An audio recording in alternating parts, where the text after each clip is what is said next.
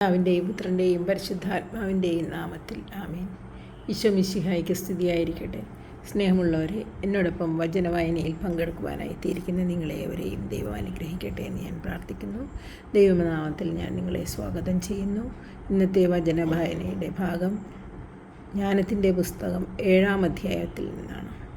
ശ്രദ്ധാപൂർവം പ്രാർത്ഥനാപൂർവം നമുക്ക് നമ്മുടെ നിയോഗങ്ങൾ സമർപ്പിച്ചുകൊണ്ട് വചനവായനയിലേക്ക് കടക്കാം. ജ്ഞാനം അധ്യായം 7. എല്ലാവരെയും പോലെ ഞാനും മർത്യനാണ്.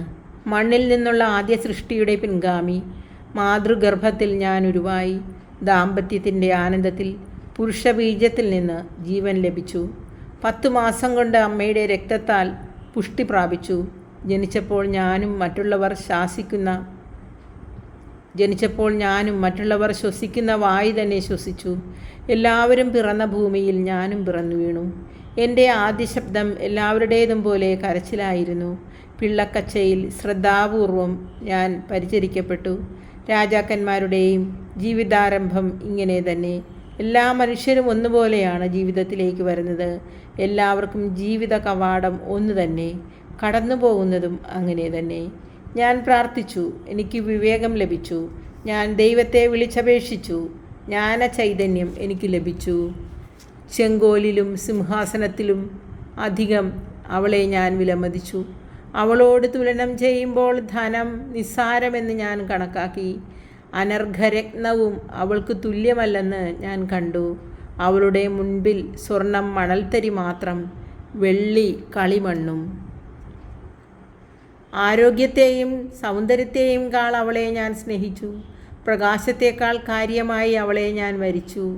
അവളുടെ കാന്തി ഒരിക്കലും ക്ഷയിക്കുകയില്ല. അവളോടൊത്ത് എല്ലാ നന്മകളും എണ്ണമറ്റ ധനവും എനിക്ക് ലഭിച്ചു. അവയിലെല്ലാം ഞാൻ സന്തോഷിച്ചു. ജ്ഞാനമാണ് അവയെ നയിക്കുന്നത്. എങ്കിലും അവളാണ് അവയുടെ ജനനി എന്ന് ഞാൻ ഗ്രഹിച്ചില്ല. ജ്ഞാനം പകരാൻ ആഗ്രഹം. കാപട്യമെന്നിയെ ഞാൻ ജ്ഞാനം അഭ്യസിച്ചു. വൈമനസ്യമെന്നിയെ അത് പങ്കുവച്ചു. ഞാൻ അവളുടെ സമ്പത്ത് മറച്ചു വയ്ക്കുന്നില്ല. അത് മനുഷ്യർക്ക് അക്ഷയനിധിയാണ്. ജ്ഞാനം സിദ്ധിച്ചാൽ ദൈവത്തിൻ്റെ സൗഹൃദം നേടുന്നു. അവളുടെ പ്രബോധനം അവരെ അതിന് യോഗ്യരാക്കുന്നു. വിവേകത്തോടെ സംസാരിക്കാനും ദൈവദാനങ്ങൾക്കൊത്ത വിധം ചിന്തിക്കാനും ദൈവം എന്നെ അനുഗ്രഹിക്കട്ടെ. അവിടുന്നാണ് ജ്ഞാനത്തെപ്പോലും നയിക്കുന്നതും ജ്ഞാനിയെ തിരുത്തുന്നതും. വിവേകവും കരകൗശല വിദ്യയും എന്ന പോലെ നമ്മളും നമ്മുടെ വചനങ്ങളും അവിടുത്തെ കരങ്ങളിലാണ്.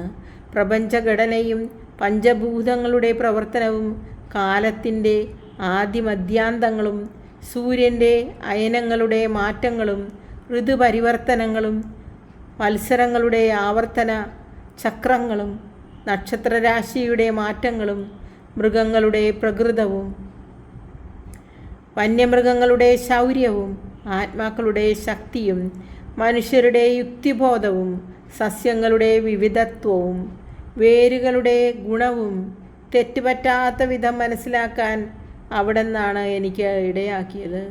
നിഗൂഢമായത് പ്രകടമായതും ഞാൻ പഠിച്ചു. ജ്ഞാനത്തിൻ്റെ മഹത്വം. സകലതും രൂപപ്പെടുത്തുന്ന ജ്ഞാനമാണ് എന്നെ അഭ്യസിപ്പിച്ചത്. അവളുടെ ചൈതന്യം വിവേകമുള്ളതും വിശുദ്ധവും അതുല്യവും ബഹുമുഖവും സൂക്ഷ്മവും ചലനാത്മകവും സ്പഷ്ടവും നിർമ്മലവും വ്യതിരിക്തവും ക്ഷതമേൽപ്പിക്കാനാവാത്തതും നന്മയെ സ്നേഹിക്കുന്നതും തീഷ്ണവും അപ്രതിരോധ്യവും ഉപകാരപ്രദവും ആർദ്രവും സ്ഥിരവും ഭദ്രവും ഉത്കണ്ഠയിൽ നിന്ന് മുക്തവും സർവശക്തവും സകലത്തെയും നിയന്ത്രിക്കുന്നതും ബുദ്ധിയും നൈർമല്യവും സൂക്ഷ്മതയുമുള്ള ചേതനകളിലേക്ക് ചൂഴ്ന്നിറങ്ങുന്നതുമാണ്. എല്ലാ ചലനങ്ങളേക്കാൾ ചലനാത്മകമാണ് ജ്ഞാനം.